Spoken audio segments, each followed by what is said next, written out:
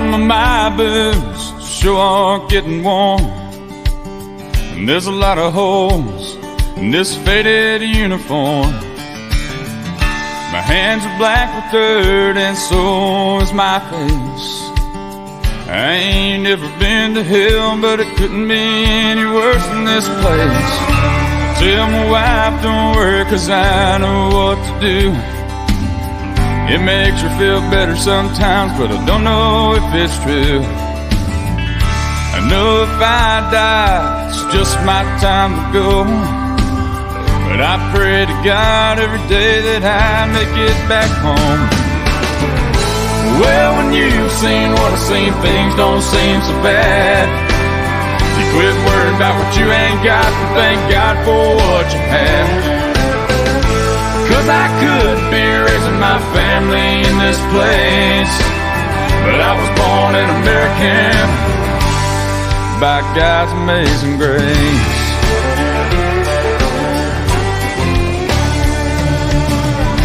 For the last 12 months I've had a new address. The neighborhood smells like sewage and the streets are lined with trash. You never know what's gonna be the next thing to explode. But unlike these people, I have another home.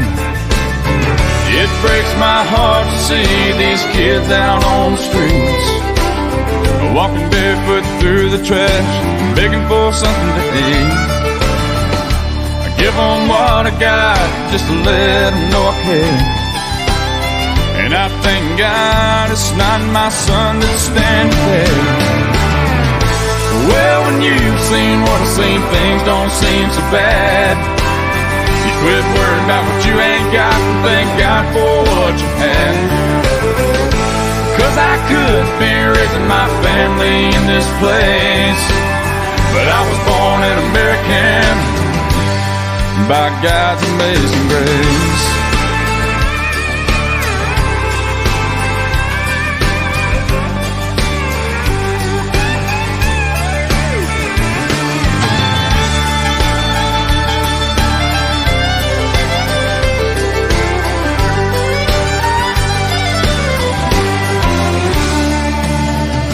If you want to talk about it, you better keep it short. 'Cause I got a lot of lost time I gotta make up for. I really don't care why Bush went into Iraq. I know what I done there and I'm damn sure proud of that. If you got something bad to say about the USA, you better save it for different ears unless you want to crawl away. And I'll laugh in your face when you say you got it bad, until you spend some time on the streets of Baghdad. Well, when you've seen what I've seen, things don't seem so bad. You quit worrying about what you ain't got and thank God for what you have. 'Cause you could be raising your family in this place, but you were born in America by God's amazing grace.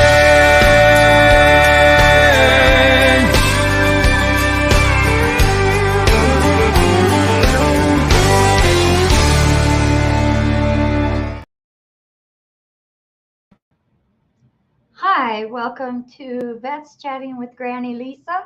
I am so excited. I have a special guest with me, and he and I have had some really interesting conversations, and I have learned so much in just the short amount of time. I am proud to welcome my guest, retired Command Sergeant Major Barry Wood. Hi, Barry. Welcome to the show. Hi, Granny Lisa. How you doing today? How are you doing? I'm doing good. You left out about 5 letters. That's Barry Smallwood. Oh, Smallwood. I did, didn't I? I have always been putting Woods down. That was the old Hotmail account. Ah, well, Mr. Smallwoods, welcome to the show. Can I call you Barry? Yes, ma'am. Please do. Okay, great. I would like to start off our show with an introduction of what branch you were in, the time you were in, just an outline of who you are, family, children, grandchildren. All right. I actually spent 27 years in the military. I have 10 years active service from 81 to 91. I took an 8-year break, joined the Georgia Army National Guard from 99 until I retired in 2014, split some time between the Georgia Army National Guard and the Texas Army National Guard. Uh, MOSs that I did in the military, I was an intelligence analyst, crypto analyst, spoke a couple of languages, and was also on a field artillery unit for a few years and picked up, back then, was 13 Charlie TAC-5 VFMED computer operator. Been married for 34 years. I have 3 children. Jonathan Bowling, who lives in Savannah. John Smallwood, or otherwise named JB Smallwood, who lives over in Monticello, Georgia. And my daughter, Ryan, who lives in Lithonia. We've got 4 grandkids and just enjoying life. Awesome. Well, congratulations on being married for so long, especially with your active duty. That is quite the task. In fact, I want to talk to you about that in a few because Yes, I ma'am. think it's really important. I know that I'm going to take it and say you're a Christian Yes, ma'am. and you believe in God. And so I'm sure that that has a lot to do with on your convictions on being married and the vows that you two took. Now, you said that you had quite a few different jobs that you did when you were stationed in Iraq compared to your original MOS. Now, at first, when we first started talking about that, I didn't quite understand the reason why. And being in the National Guard, you were trained multiple places because of also in your civilian life too. Right.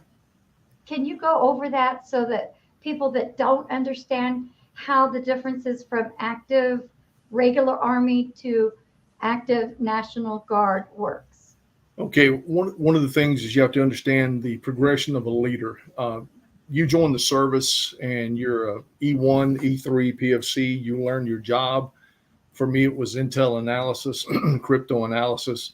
And for the first 3 or 4 years, you work in your specialty. Then you get promoted up to a team leader, E5, to a squad leader, E6, platoon sergeant, E7, and you learn all these different levels of responsibility. You still work your job, but there comes a point at that E7 level to where, sergeant first class level, to where you either stay as a leader or you become more defined and work your MOS. I chose the leadership route. Once I made sergeant first class, a few years later, I made first sergeant, and 2-3 years after that, I made command sergeant major. So I was not working the MOS that I was trained. I was now in a leader field and responsible for taking care of the soldiers, their families, and just taking care of their well-being while deployed. Now, the difference that I saw between the National Guard and the Army as it pertains to the units, the regular Army, I'm not knocking them one bit. I did 10 years with them. But they trained me to be an intelligence analyst coming straight out of high school when I was 17. Mhm. And the difference with the National Guard is you get your training from the regular Army. You go to school and you pick it up, or you go to one of the National Guard schools, you get your military occupational skill. Right. However, the National Guard, these men and women do 2 days, a week in a month, 2 weeks out of the year. That's the old way. They do a lot more training now. But when you get off, you have to go home and go to your civilian job. Where that, like myself, worked in Department of Corrections, worked as a Federal Aviation Air Marshal instructor for a while. So you bring a different skill set to the service when they activate you as a reservist or a National Guard and bring you on active duty. if you're a truck driver, but you're also an intelligence analyst, you're a truck driver in the civilian world, you bring that skill set in. My family for 30 or 40 years have been doing plumbing, heat, and air conditioning and refrigeration. So I brought, as an individual, I brought the law enforcement side, I brought the plumbing, heat, and air conditioning, refrigeration, and I brought my own civilian management to the table when I was activated as sergeant, first sergeant, sergeant major. So not knocking either one of the services, but Correct. when you get a reservist or a National Guard soldier, you're just not getting an infantry guy. You're getting an infantry guy plus whatever job they bring to the table. Awesome. Now, when you were in Iraq, you had your unit, and then you had that you would deploy in, right? Yeah. Yes. Yes. Okay. How did you prepare them since you were in the leadership role? Because I know that you trained for it, but it's a whole different avenue when you're on the ground, you're in the desert, you know the enemy is out there and you need to pursue. So how did you prepare your troops for the onslaught of the mental and the physical?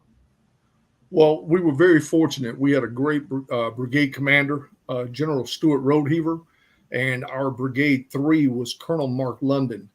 They put together a 6-month training or train up for us to actually deploy with.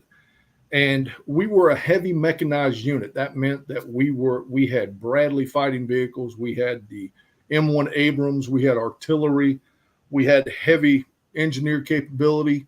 So we had to be able to shoot, move, and communicate, and then work from the team level to the squad, to the platoon, to companies, to a battalion, battalion side by side on force, moving and communicating and shooting. So we had to do all of these tables and all of this training at Fort Stewart. From there, we actually went out to NTC for about a month to train up, to show the big army that we were ready. General Honore was our qualifying, certifying officer at that time. And 6 months into it, we got the thumbs up. We had a hell and farewell there at Fort Stewart, and we went to Iraq. But as a company, as the headquarters for the brigade company, we went in, myself and Captain Michael Lipper, my HHC commander, we walked in with roughly about 400 soldiers, and our responsibility was to get them trained and certified by the Army standard to ensure that they could shoot, move, and communicate and do their job in a hostile environment, which the Army put on a great deal of training effort at NTC and JRTC at Fort Polk and at Fort Stewart, using the Training Support Brigade to ensure we were ready to meet the tasks at hand. And the biggest thing that we did as a command team, myself and Captain Lipper, is we always maintained the command integrity between the two of us. So, if he had something to put out, I was there to enforce it, and he was there to make sure the mission was met. But my job was to ease in and listen to the soldiers and get that feel for what they understood or what they didn't understand, and then come back to him and say, I think we need to retrain this, or I think we've trained this enough. And then he would make the decision on that. Wow. So not only did you emotionally had to connect with them, because I'm sure different personalities, different levels of obtaining, information, had to be really stressful. With that, how did you personally learn to deal with that so that every soldier, because I'm sure you felt an immense responsibility on everyone coming back? Well, any leader that has ever stood in front of troops and carried them to combat understands that they're on this little island out there by themselves, them and their command team. It's called Leadership Island, and you're out there and you make or break things. your motivation, the way you approach things, they're watching you constantly. So you're always self-aware of the fact that this little bubble that you have around you in this leadership island can burst at any time because of the fact that you may put out false information, or you may mistakenly give one platoon a little bit more time than you did someone else. So you're always constantly availing yourself to your people, because the company commander is always involved in the planning and the organization with the brigade staff, the battalion staffs, and myself as the senior leader, enlisted leader in that company. My job was to be where the company commander was not. And so I could see what was going on, and I could talk to my soldiers and bring that information back so he could make a well-informed decision, or in his absence, I could jump in and make that decision and go back and brief him and say, hey, here's what happened. This is what we did. Based on your decision-making model, here's how I made that decision. What do you want to do now? Okay. Earlier when we were talking, you talked about how your company was the first to go into Baghdad. How was that experience to, first off, live fire? And what was the biggest issues that you saw going in? Well, for starters, we weren't the first ones in. We were not part of the initial invasion. That was 2003. We arrived in 2005. Okay, I got it mixed up. Sorry. Yeah, we were part of the buildup. Okay. 2005 and 6. We took a convoy. We convoyed up from Kuwait City to Baghdad over a 3.5 to 4 day period. And one of the biggest things that we noticed immediately crossing the border is everyone's wearing civilian clothes or some kind of military style uniform with civilian clothes, and they've all got AK-47s. So it was kind of hard initially to say, well, that's a bad guy. No, it's not. He's a good guy. He's not shooting at you. He's pulling security. So to be able to identify, that target or that non-target, but to keep an eye on.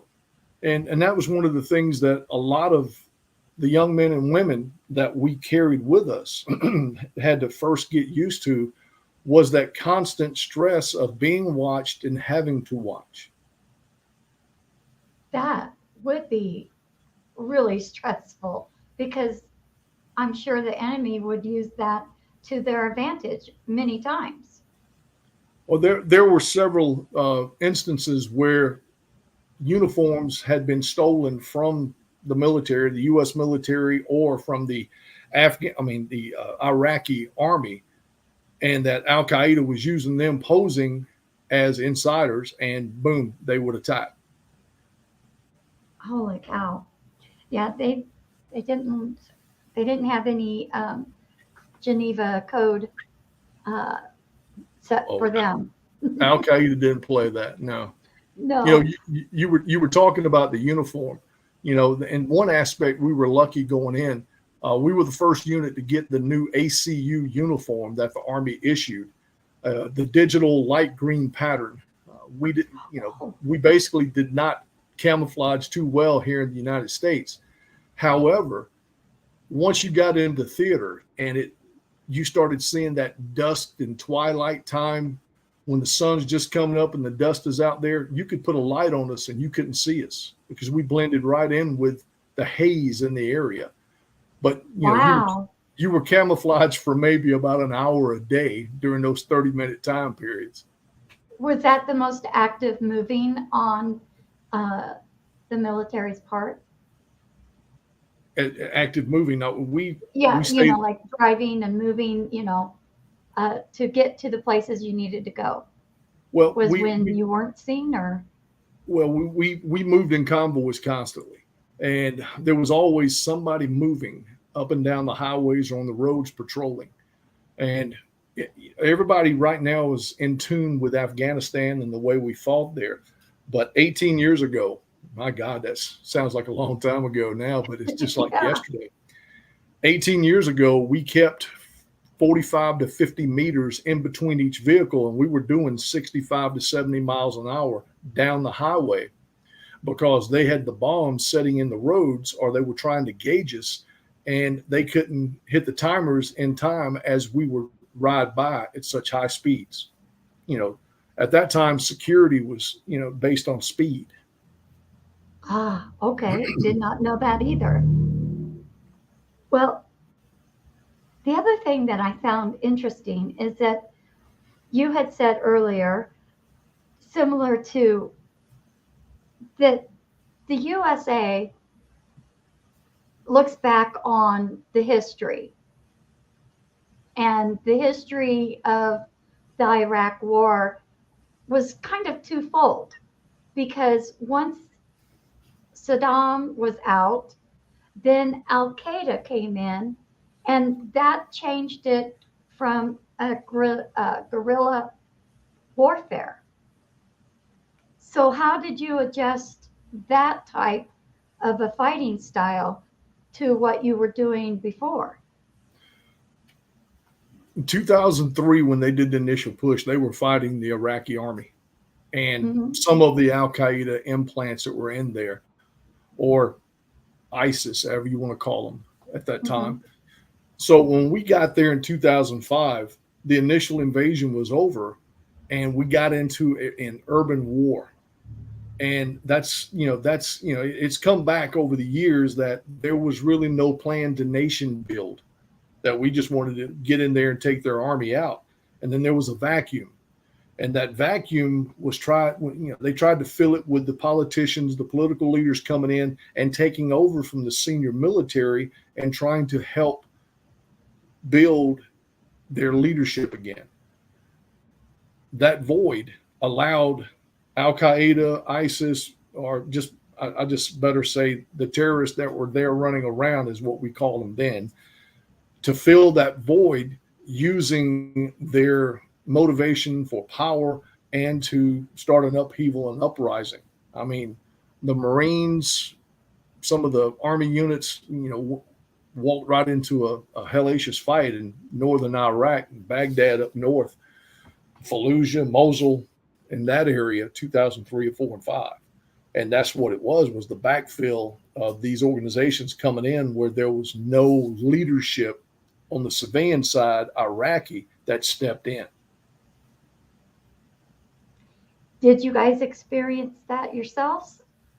Oh, yes, ma'am. We had our brigade for the first 6 months. We were in Baghdad. We owned, I want to say, about 3 miles of area at the end of the Baghdad airport. So we had to patrol that to ensure no one would pop up and shoot the planes that was coming down. At the same time, we owned battle space. The 108th Armored Battalion from Canton, Georgia, owned battle space down in the Triangle of Death, which is Mahmudiyah, Yusufiyah, and Lutafiyah, just south of Baghdad. It's 15 miles south of Baghdad, but it takes you an hour and 15, an hour and a half to get there because of the roads, the explosions, the attacks on Route Tampa. Wow. Now, they have said, looking back on history, the experts, that there was no detection of mass destructive weapons. I'm not sure I believe that, and I asked you straightforward, and you answered me straightforward. Do you feel comfortable in saying that answer live on the podcast? Yes, ma'am. In fact, I sent you a link to what has transpired since 2003 and 4. Over the walking in the door, they didn't find anything initially. And that is when the press jumped in and tried to make the president and his staff look bad. However, I want to say it was 2006 when the Marines found 15 to 20 55-gallon drums full of yellow cake, which is a low-grade uranium, which, by the way, you've actually got the document. I sent it to you. The Iraqi officials sold that to Canada shortly thereafter. And since then, they have found onesies and twosies of rounds out in the street in Baghdad. They found one round that had mustard gas in it. There was 2 Marines that were hit with an IED that was a sarin round. Sarin was what was used in Japan years later to attack a subway. So for people to say, no, there were no weapons of mass destruction there, that is nothing more than a political statement to undermine why we were there in the first place. We went in there because of weapons of mass destruction. That's what was used to get us in there. Did they find them immediately? Not so much. However, did they find them over the years we were there? Yes. Well, wasn't there an illness that a lot of our soldiers contacted that they got sick after? They almost like it attacked their immune system.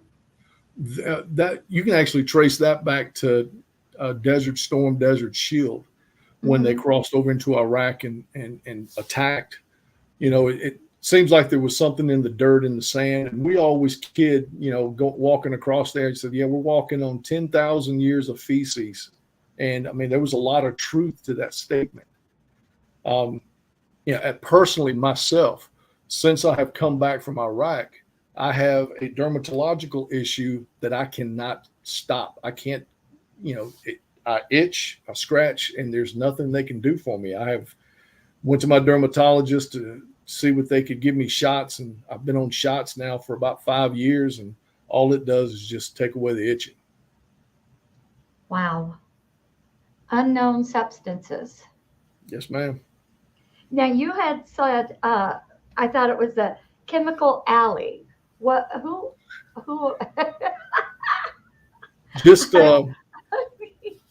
about 6 months into it, they picked our entire brigade up and they moved us south to Talil, and we took over a theater security requirement, which meant we ran up and down the streets of the entire country, escorting and being the security element for all the supplies and logistics coming into the theater. Just outside of Talil is where Chemical Ali, her house was, and also some of her laboratory places where they had chemicals. She was the one of the chemical people that Saddam had, who tested the lethality of their chemical munitions on animals, and as we have found out over the years, they used them on the Kurds up north. Wow. So did you have to deal with getting that out, or did somebody else come in and do that since you were with security?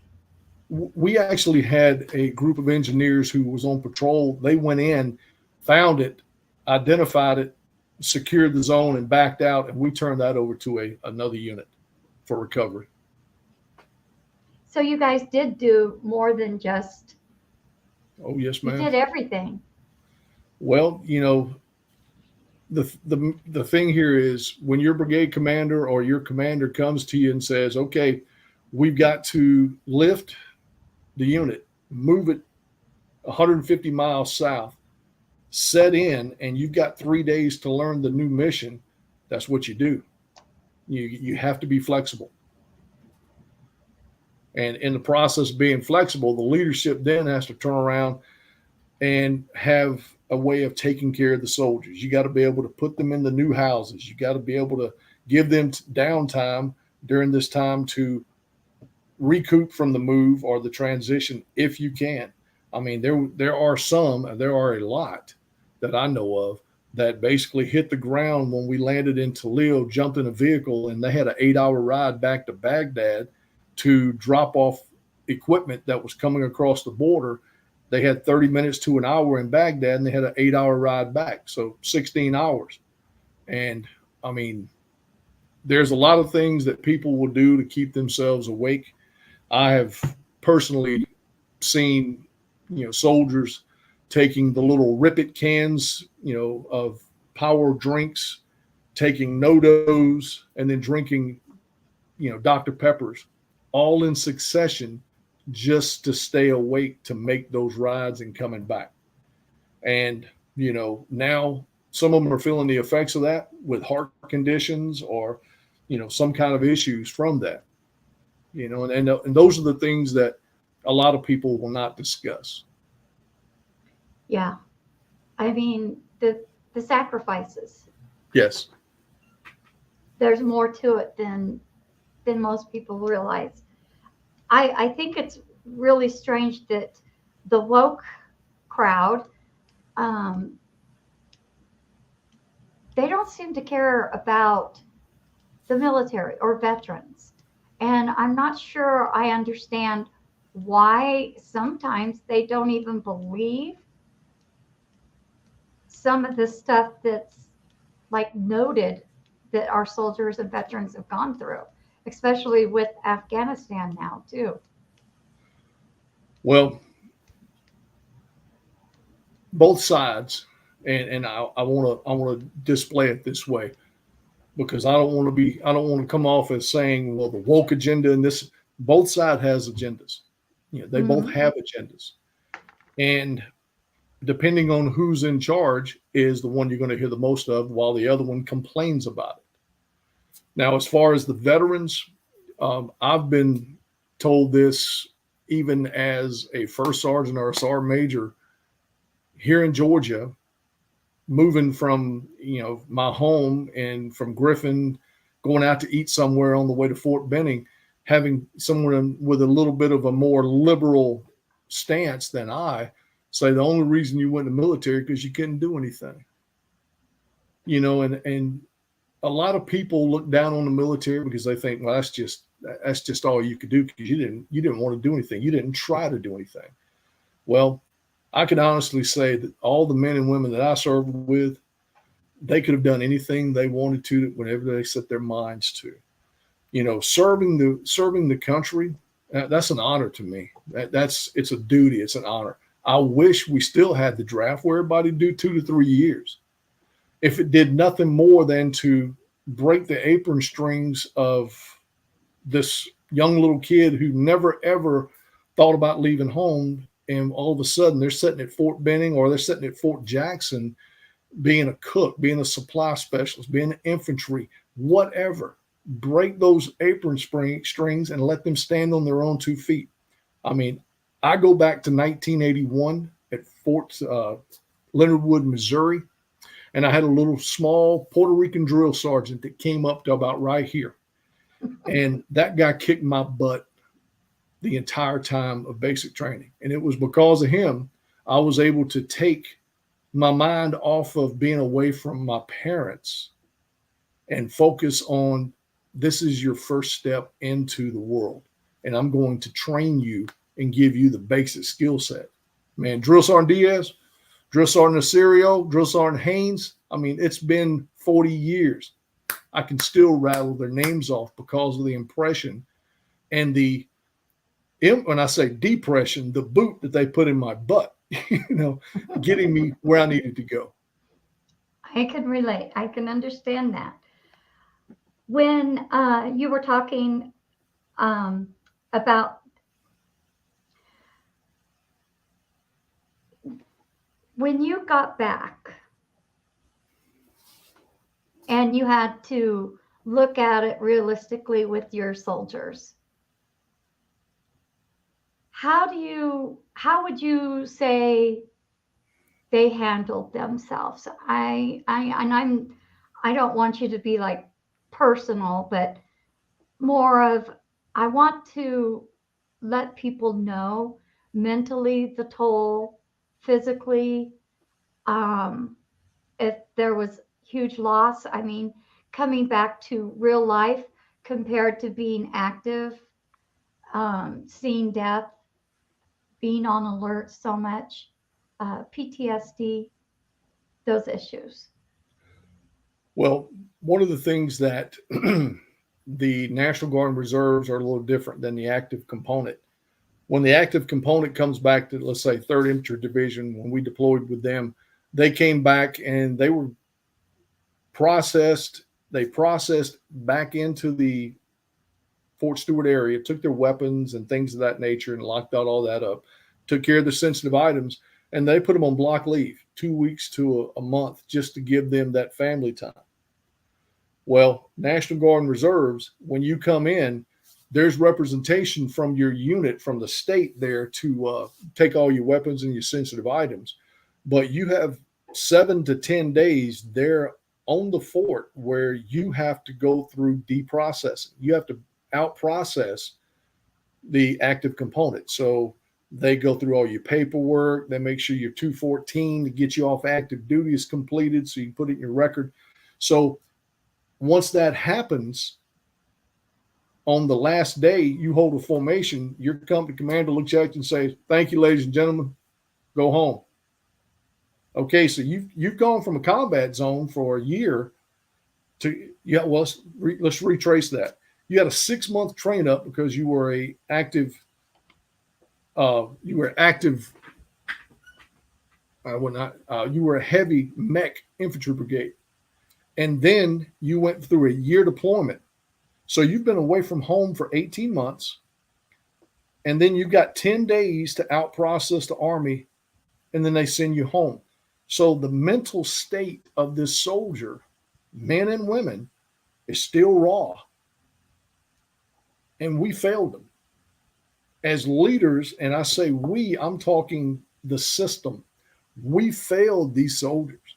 We sent some of these kids home with issues that arose at home. We have, and I hate to say this, but we've had soldiers who committed suicide since then. I had one kid that committed suicide named Sergeant Danny Purnell here a few years ago. I mean, a STRAC, hardcore soldier, top of the line, but the ghosts and the demons got him. And, it's something we all have to deal with. Anybody who's been in combat. One of the hobbies that I've picked up since then, since I retired, is I make patches now out of wood. And these patches are your military patches and things. And, I sell them for a little bit. And my soldiers ask me now, well, Barry, why do you make them out of old wood? Well, when we all went to combat that first time, we were pristine. We were that peacetime soldier who used to shine their boots, polish your brass. You'd see guys breaking starch on their uniforms.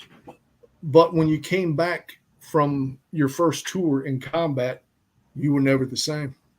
You were a piece of old wood. So I use that representation to anybody that comes up and says, "Hey, listen, I deployed to Iraq or Afghanistan, and I'd like for you to make a patch." So I use a piece of old wood because that's what you were. You're a little damaged. You're not what you were when you first went over. You see things a little different, and you're mentally a little different. Well, I'm so sorry for the loss of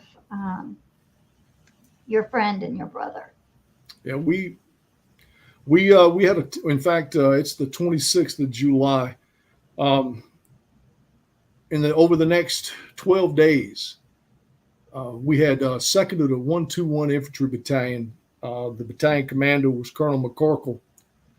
That unit, and if anybody knows anything about a U.S. Army battalion, infantry battalion, you have a battalion headquarters. You have a battalion, then you have companies.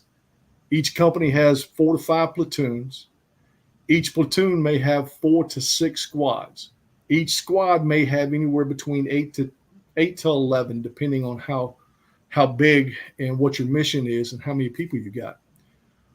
That unit lost 10 men in 12 days, 12 to 14 days, from the same battalion, same company, same platoon, same squad.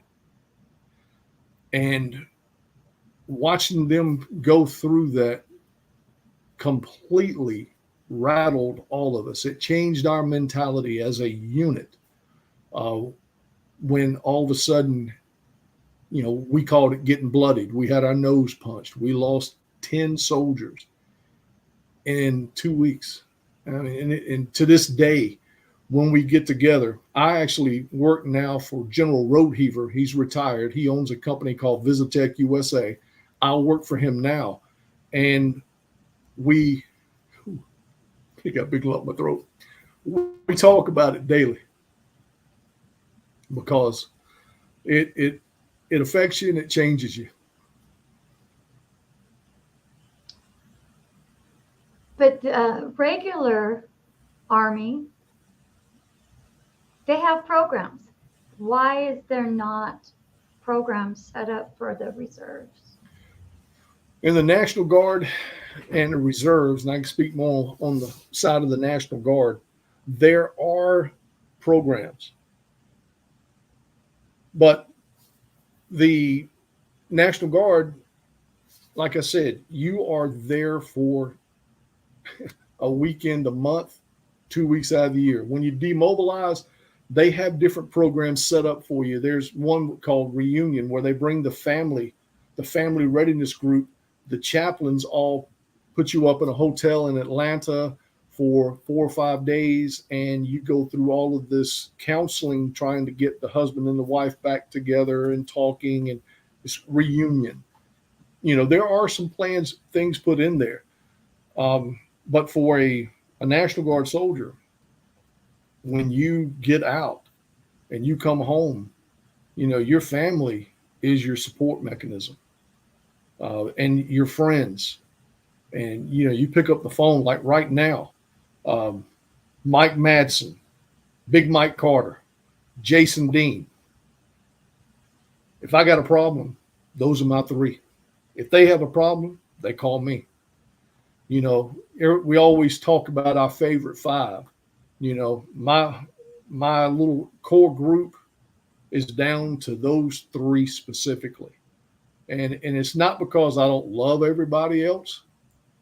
It's just those three went overseas, and two of them were told by my wife, bring my husband home. And they followed me to hell and back in some places that, Jason Dean in Afghanistan stayed 17 months with me. Big Mike Carter stayed a year with me, they looked at my wife and told her, we're going to do everything we can.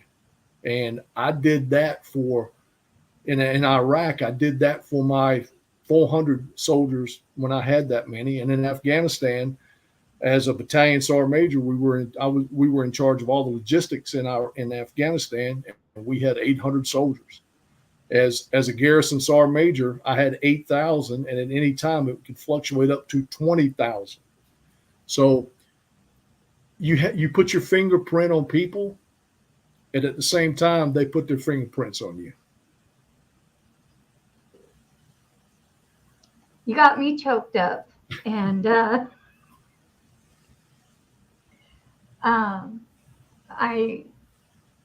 I'm glad that you shared that, because I think as we get this podcast out, it's important that people realize that the military, active, National Guard, there's sacrifices that are made. And our government originally made a commitment to us that they were going to take care of the soldiers. And I personally believe that they have failed that miserably. And I think it's because of money. And if you really start looking at numbers, originally they said it was 22 a day that were committing suicide. Now they've done to 44. I think it's a higher number because they only count 2 ways of suicide, and that is self-affliction and hanging. Right. And we know that there are plenty of other ways of our soldiers committing suicide, and there is a difference between female suicide and male suicide. Males tend to be more violent in their, Yes. and women tend to be less messy because they actually, That's All right, women. I understand. You mentioned that there's a lack of money. One thing I will say though is since we made that initial invasion in Iraq, you've had a huge outpouring of support from you know different organizations and different people standing up and filling the void, like the Wounded Warrior Project, like Task Force Heroes there in Bozeman, Yes. Montana, that I actually went out and did 2 years ago with a couple of my soldiers. The chaplain out there, they did a great job of isolating you and letting you talk to the group and then wanting to get you to open up.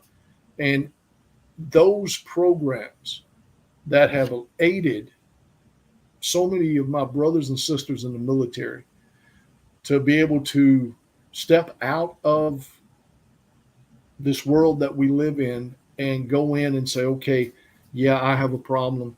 I'm drinking, or I'm taking drugs, or I'm violent at home. It gives them that opportunity to open up with someone that is not going to judge them, and Hmm. you know, being able to affiliate with people like that, just like one here in North Georgia called Operation Rally Point. Being able to know that you can reach out and there's somebody there, they don't know you, but as we all know, whoever's worn the uniform, it doesn't matter if you're Air Force, Army, Marines, Coast Guard. I hadn't seen any of those space guys yet, but to be able to say within 2 minutes, man, hey, you served, thank you. Oh, you're a combat veteran. Okay, we chewed the same ground. What year? Where were you at? And that's what starts that communication. And that's the problem that we have now is, and this is just not with a guard or reserve, but as we've gotten older and people have retired from the military or gotten out after deployments, they no longer have that core group that they can reach out to because Exactly. the regular army, they PCS to a different location every 2 to 3 years. Whereas here in Georgia, Mike Madsen setting up in Loganville, Big Mike Carter sitting over in Orchard Hill, Jason Dean setting out in Louisiana, right? I know where they're at, and they're there always, but that support group for the regular army may be a little different because they move so much. So they have their own issues that they have to address. So I don't want nobody to say, he's not talking the truth because he's only talking Reserve National Guard. As a fighting force across the board, all branches, we all have issues associated with what we did overseas. And like you said, we're not getting what we need as a whole. No, no.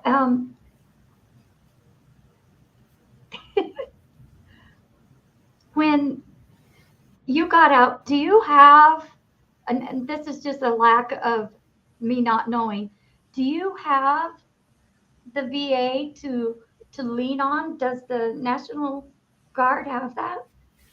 Well, see, one of the things that, and I don't know how it really works with someone leaving the National Guard per se.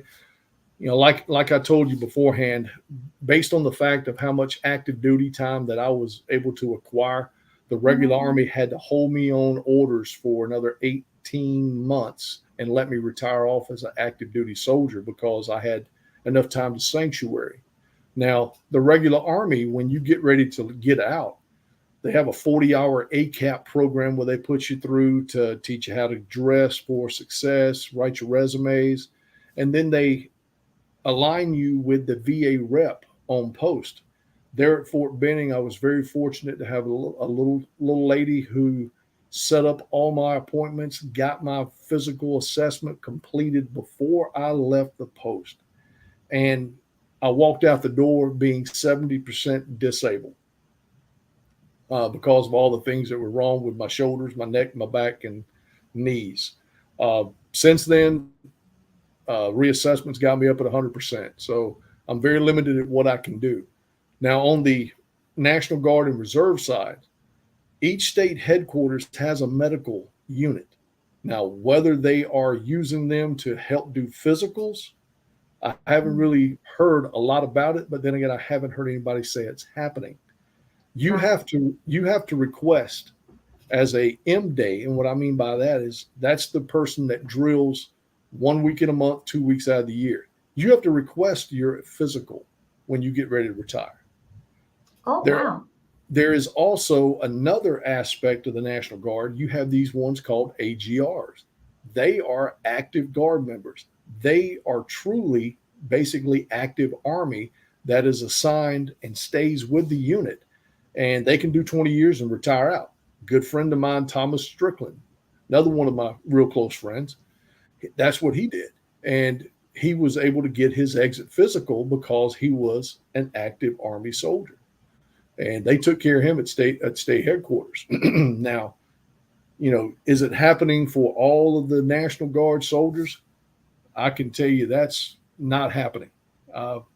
And your friend and mine, Mike Madsen, can talk volumes on that because being a VSO there in Loganville at the American Legion in Hmm. Operation Rally Point, he is inundated daily with phone calls with people saying, "Hey, listen, I did 4 years in the Marines in 1977 to 81, and no one ever assessed me." And he's now having to go back and reconstruct all of this data to Yeah. help these people. And knock on wood, he has done a great job. Yeah, I like Mike. I've only talked to him online, but yeah, he's really good at what he does, and he's helped me a lot. So I do appreciate. And he's part of the Rally Point, correct? Yes, ma'am. Yes. Good on Mike. He's out there. He's fussing Yeah. at me right now. Yeah. So um, now I wanted to talk about now that our current commander in chief, he made a slip up, I believe. I don't know. Maybe others have a different way of looking at it. And talking about our shortages of ammo for the future of our military, and that we are sending more than what we have ourselves to Ukraine. And Ukraine is using up more ammo than we did in a lot of the areas of the U.S. has been in and used. Right. So it's been interesting to see that retired generals have made comments on different news agencies. I've heard some saying that if China wanted to go to war with us, it would be we would last 3 days before we ran out. I've heard 7 days from others. What is your intake on that? I mean, because you had plenty when you were overseas in Iraq and in Afghanistan. It wasn't something that you had to worry about, was it? And I agree with you. There is an issue. Uh, one of the, I think the best way to say this initially was, yeah, we left so much ammo and weapon systems in Afghanistan when we cut and run that, we could have outfitted our military for a while. But on the other hand, I've heard the same comments: 3 days to 7 days worth of ammunition. Um, the one thing that we need to look at when we hear these uh, assessments or these statements is who's actually saying it and what is their political affiliation. Even though I'm a conservative Christian, I'm a Republican, I'm retired military, I'm retired law enforcement, I believe in the Second Amendment. I've just stated 6 to 7 different things that will isolate me, and I'll be hated by the left for saying that, but so be it. We have to look at who the figurehead who is saying this. What is their party affiliation? Um, there's ammo out there, I do believe. There's Hmm. always different sites. There are sites overseas that we have equipment just setting in and waiting for the Russians that back in the 80s, they were going to cross the Fulda Gap and come in. And I want to say we called them Pampas sites. That's where we had the M1 tanks and everything with ammo available. And all you had to do was fly the unit in and they could take the tanks and run. So, I find it kind of hard to believe that the reporting is saying 3 to 7 days. Yeah. Uh, I don't put too much validity to that, but Well, there's a lot of fake news. yeah, well, there is, and we have to look at what the effect is. I mean, if you go back, I want to say it's 2013, 2012, 14, somewhere in there. The president at that time and Congress and all the people up there voted to legalize propagandizing on the people of the United States. Up until then, you couldn't propagandize. So now we have what we call fake news, or you look at who's saying what. We don't know what Hmm. is the truth. And since then, we can kind of line that up to all of the events that happen socially with the propagandizing.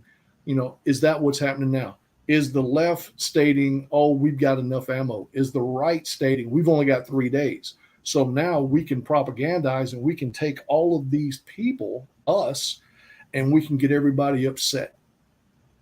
And the more What are upset they hiding? exactly, why Hmm. do you want me upset? Well, you want me to back you to vote this way or to feel this way. That's why it's always best to take the time, do not get emotionally attached to the actual topic, step back, assess, research, and find out, well, that general is getting paid by and I love my organization, don't get me wrong, Oh, getting I paid know. by the Republicans and the NRA to say this. Well, and I support both of them. Or is he coming from the left stating, well, we need to add a different type of person into the military? Well, it doesn't matter. Find out what you need to know, research it, and make your own conclusions. Don't let a TV tell you what you believe. I agree. I agree with that because I always seem to think that when these things are happening, they're hiding something else. And so it's always makes me curious on, okay, what's going on behind the scenes here that they're not wanting us to focus on. They want us to focus on over here. And I don't know. I seem to find more about what's going on in the USA on other countries' news than our own. Well, think about it this way. You've heard of the old Chicago shell game where you got three shells on a pea. Hmm. And while the person is getting you to the table, they're talking, they're laughing, they're joking, they've got your attention. And then when they pull you up, they bring up the shell and they show you where the pea is. And they say, all right, now watch it. Up until that point, when they touch the shell, they stop talking. When they show you the pea, they stop talking. And when they put the shell down, they start just rattling off things left and right to break your concentration, to distract you, like you're saying. If you're telling me this, what's actually happening somewhere else? And that's why I introduced you to the website or the blog of Monkey Works. That Yes. guy does a great job. He gives you all the facts, tells you everything, and then he'll say, this is how I see it, but it's left up to you to make your own decision. Oh, I was enthralled with that. I, I stayed up way too late watching past episodes that he had, and I had to do some looking up on what is this C-136. He keeps Right, talking about it, and I'm like, oh, that's a spy plane, basically. And I'm right. like, drones. He's seeing drones. I was like all over the place. I was like, uh, I like Star Trek. Oh, Always oh, have same here. Same here. since I was a kid. And so to me, it was like a whole new Star Trek happening right in front of me. Right. And it just drew me in. And but like I said, I had to look up a lot of things because I had no clue on a lot of what he was saying, but it was just so doggone interesting. I couldn't help myself. But and he said a lot of good things too. Oh, Uh, yes. so I was thank you very much for getting me hooked on that one. Another one that I stay up too late watching. And Nothing now, like crack, nothing like crack cocaine to keep you awake. yes, well, you never been much of a drinker. Uh, so, and I've never done drugs. Well, I've smoked marijuana. Yeah. Actually tried doing medical marijuana, and that put me to sleep. So that really wasn't a good thing. I was sleeping my life away. But yeah, I guess my way of dealing with things is just being crazy, doing crazy things. Right. So Jason here, I don't know if you could see the comments, can you? Yes. Yes. Oh, good. That's one of my brothers out there. Hello, Jason. I wasn't sure if you were hearing all the comments I was posting. Scott Carter. Oh yeah, Uh, that's another great American right there. Love that boy. yeah, he says, was the best leader I had the honor of serving under. Jason Dean put my brother, Foxhole, and I think that's good old Mike. Yeah. Still to this day, an amazing soldier and friend, truly. He is my brother. And so, yeah, you've got a lot of wonderful people here that are just amazing on saying good things about you. Now, Well, I pay I, them well. you did. Now, I don't want to go back onto something because I think that, and I said that we would try to end with that. And I don't want to because I think that we covered it pretty well earlier. Okay. But if you feel that that is something you would like to go over, I am more than willing to do that. Do you know what I'm talking about? We're Yes, talking ma'am. code here.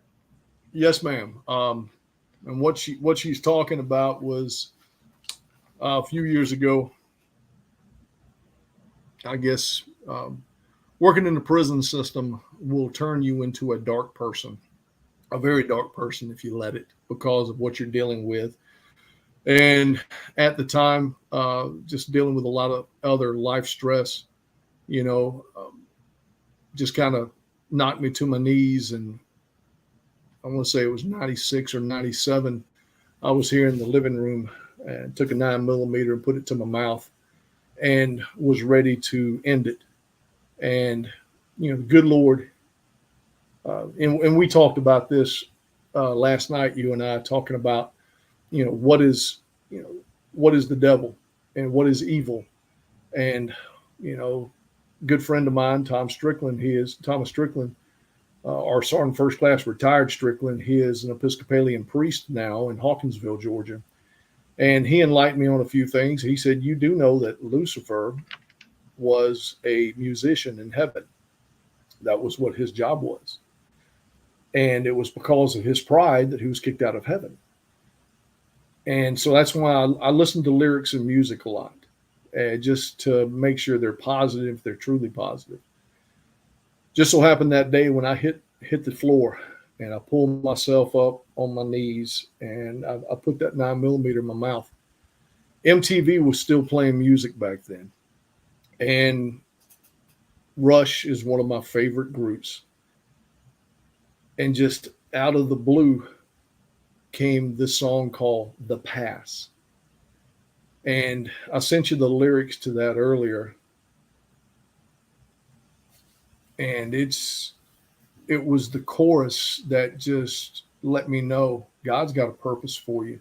Even though you're down, some of us do time in the gutters, dreamers. Some of us do time in the gutters. We turn and look at the cars. Some of us get lost in the darkness. We all turn and steer by the stars. Turn around, and walk the razor's edge. And it was that song, which is a song about suicide, that right there, that chorus stopped me from doing it. There was no one here. It was going to be my family was going to walk in and find me.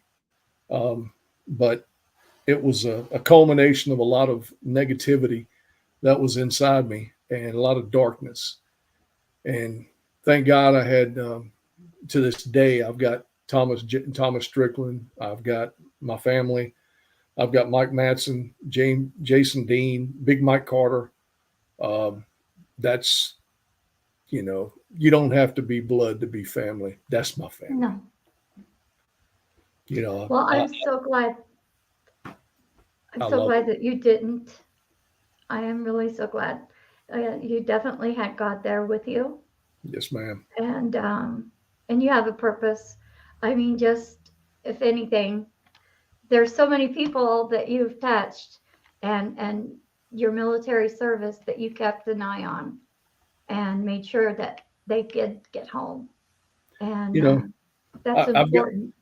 I've got one other person that I go back to 1988 when I was assigned as a company operations NCO at Fort Huachuca, Arizona. I was an E5, and this guy was a second lieutenant, and his name was Gary Wayne Johnston. Gary Wayne Johnston and I were he's from Arkansas, Pea Ridge, Arkansas, and I'm from Griffin, Georgia. He was 5'6", I'm 6'4", and we were Mutt and Jeff, and we hit it off, and we just got to be great friends.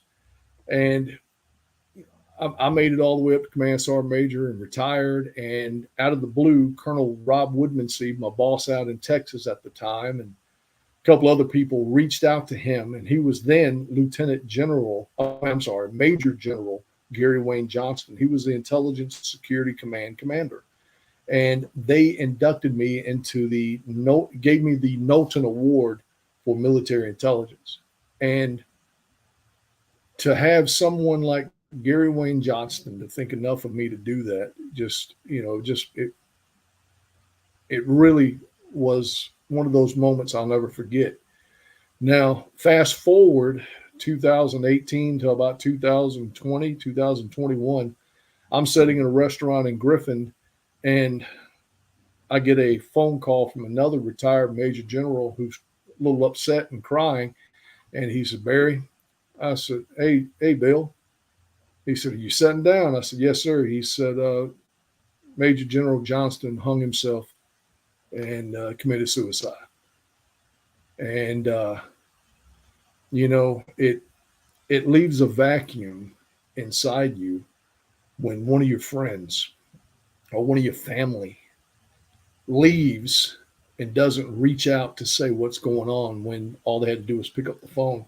I mean, I'm sitting here with a letter from Gary Johnston a week after my mother died and 3 weeks before he committed suicide, telling me, "Hey, I'm here for you, brother. Reach out to me if you need me. I know you're tore up right now." And there are a lot of people out there that loved Gary Wayne Johnston.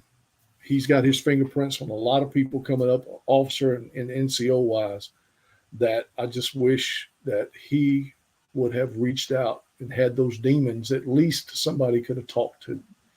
And, if nobody gets anything out of this podcast, just know that there are people out there.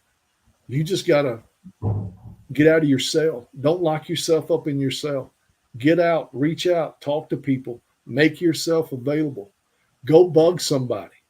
And if you have nobody and you can't talk to someone, find somebody else that's having the same issues as you and do what you did in the military. Be that leader that shows care and compassion, even though you're having your same issues. Scott Carter just popped up a minute ago. Sergeant Scott Carter. That's a good, fine young man right there. Went through a lot of turmoil.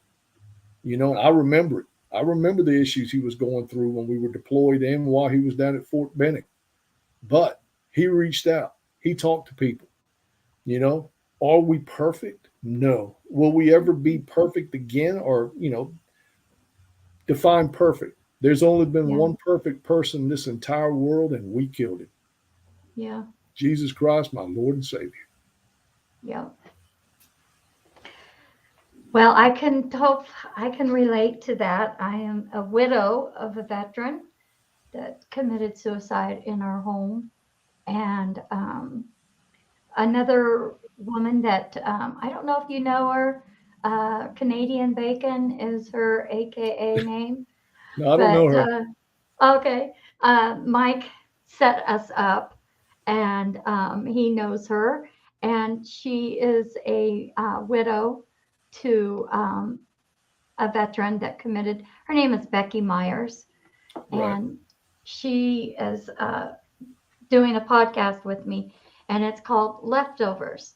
And we go in depth on what happens after your significant other commits suicide and what that person is left over with.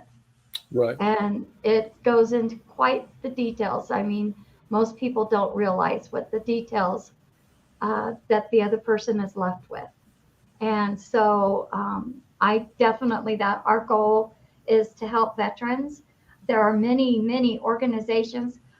There's nothing like a vet that understands a veteran. That's And correct. so there are, you could go on the web and you can just type in veteran programs, veteran organizations. Right. You can contact my station, me, Vets Chatting with Granny Lisa. You can also contact the Foxhole Internet Radio Network. There are people literally everywhere that have the same goal, and that is to make sure that no veteran is left behind. No veteran is to be alone, to feel like they don't have any purpose or Right. that they can't handle the demons anymore. I do know this, that any veteran can walk into the VA hospital, go into the emergency room, and tell them that you are ready to commit suicide, that you just can't handle it anymore. They will get you, depending on the severity of where you're at, they can Yes. get you into the hospital. They can get you set up on medications. Uh, right now, because of the backlog, a lot of places are having a hard time getting the soldiers to a psychiatrist. But Right. there is a way out of this. And I know a lot of men, when you are going through issues, patience isn't one of the things as high on your forte. So I'm going to give you a hint. If you have been told that you cannot see a psychiatrist for a year and a half, and if a doctor in the VA will not continue giving you mental health medications, you can ask for outside care. Yes. They have to give you outside care. They will find you a medical professional to see, to get you set up on medications, to get you set up on counseling immediately. You do not have to wait to see a psychiatrist anywhere if you're in the VA system. That That's correct. is that is a lie. I don't know why they even say it still, but it is not true. And the biggest advocate for you is you. You have Yes. to go and see the patient advocate in the VA clinics or the hospital, and you need to be just upfront and honest. You still need to be respectful. Right. There's no reason to be yelling at the workers. They are only doing what they're told to do. I Right. know it's hard. I know the frustration. I've been in the VA system for a long time. And I know there's a lot of disrespect shown to veterans, but we're better than that. One of the things that you just touched on, go back about 3 minutes. You said you and Becky were going to do a podcast called Leftovers. Mm-hmm. I'm going to challenge you. Yes, sir. The National Guard and your reserves in your area, once you all get your program down, why not the two of you all become a traveling show, a talk show, where you go to the National Guard and say, we would like to come when you have an FRG, a family readiness group meeting, and we would like to talk to the spouses on what could happen if they decide to commit suicide and what your expectations are of what to do. Because as you're probably aware, you were alone. Oh, yeah. You handled a lot of stuff alone, and the military kind of backs away Oh, after. they really back away. So, that may be a wake up call. I mean, and that may be something that you can help stimulate conversation between a husband and a wife, because now she's going, she's probably sitting there thinking, or he's thinking, if she or he commits suicide, the military is going to come in and take care of things. It's not going to happen. You're going to have to No. step up and do it yourself. So there's your Right. challenge. Turn that into a program where you can actually go out and speak with Becky at the FRGs to the actual spouses and make that an awareness drive. Right. I would think, I would love to talk to the soldiers too, Oh yeah, because, um, because it is a huge, I know that my husband, he loved me. He loved me with all of his heart. I know the year of hell that he went through. I mean, he actually was in the system, on so many different medications. It's unreal. right. And, but it was just, he was done. And Mm, there were signs that if I was made aware of, right. I could have made a whole different set of decisions. My personal was that my husband, he never broke his word. Right. When he said, I promise, he never broke a promise. 10 years together, never broke a promise. Mm, And he was in the doctor's office. I made him go, and the suicide ready unit was there, and they were wanting to take him into the hospital. This is the day before Christmas Eve. right. And he, on his knees in my lap, crying, I promise, don't make me go there. I promise I will not attempt suicide. I promise. And I said, okay, I won't force you to go. Mm. Yeah. So, yeah. And It's that, you don't realize it at the time, mm-mm, but you know, like I said, we all have issues, yeah. and even the spouses have PTSD from having to deal and relate with the individuals. I mean, anger issues. You know, Oh, yes. I know a little lady out in Louisiana named Jennifer Dean. I love her to death, and she is doing everything she can with my brother Jason. And when she gets to that point, I'll get a phone call that says, "Sorry, Major, you need to call this man. Call him now. I'm about ready to get him." And I, I'll call Jason and say, "Hey, brother, what are you doing, man? What's happening?" You know. But it's good to have somebody that you can call, Yes. and and Jason does the same for me. Mike and little Mike Madsen, Big Mike. We call each other periodically during the week.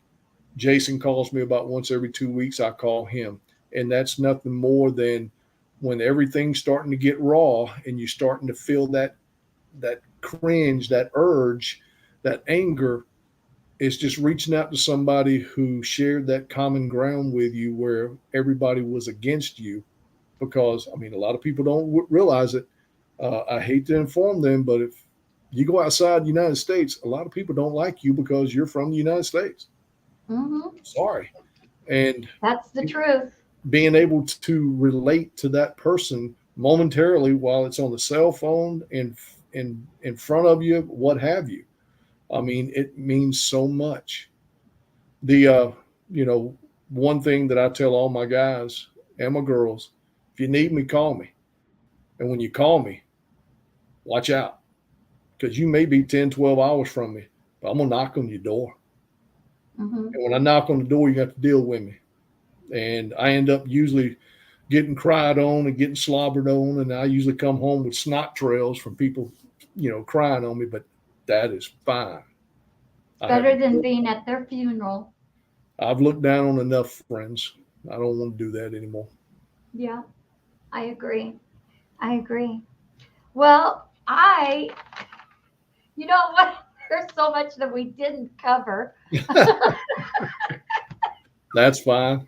But I mean, I'm going to have you back because there is so much. I mean, I'm looking at my notes here and I'm like, oh, yeah, we didn't talk about that. You know, one last question. Yes, ma'am. Under the current administration, would you, Command Sergeant Major, if you were called to serve, would you do so now? I'm going to answer this two ways. Yes, sir. If it was on my own free will and cognizant mind, I don't trust them. No.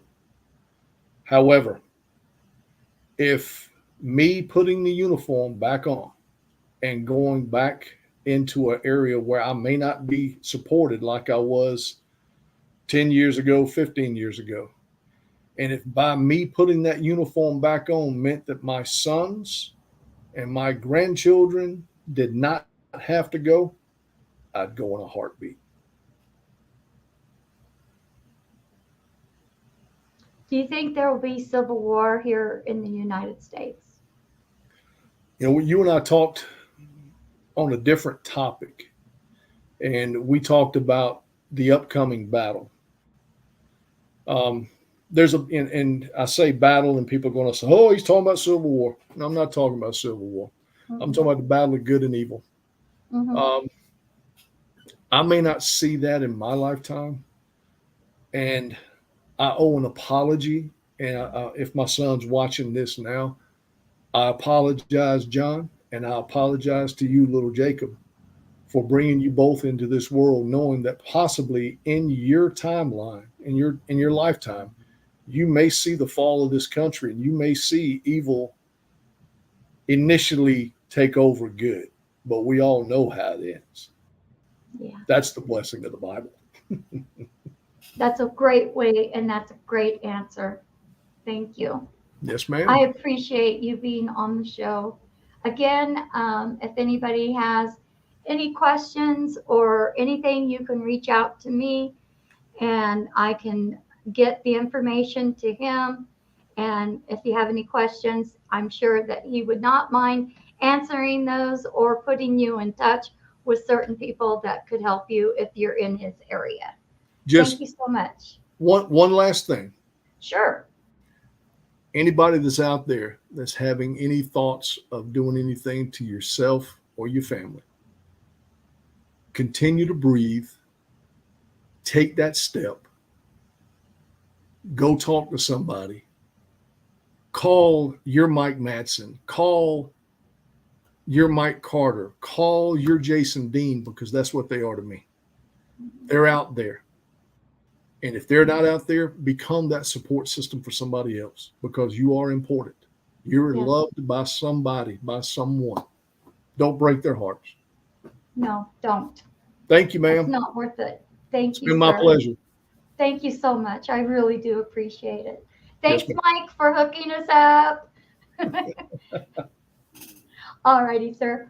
I'm going to go ahead and close it out, and we're going to put on some music, and I'll talk to you in a few, sir. All right. Thank you. Thank you.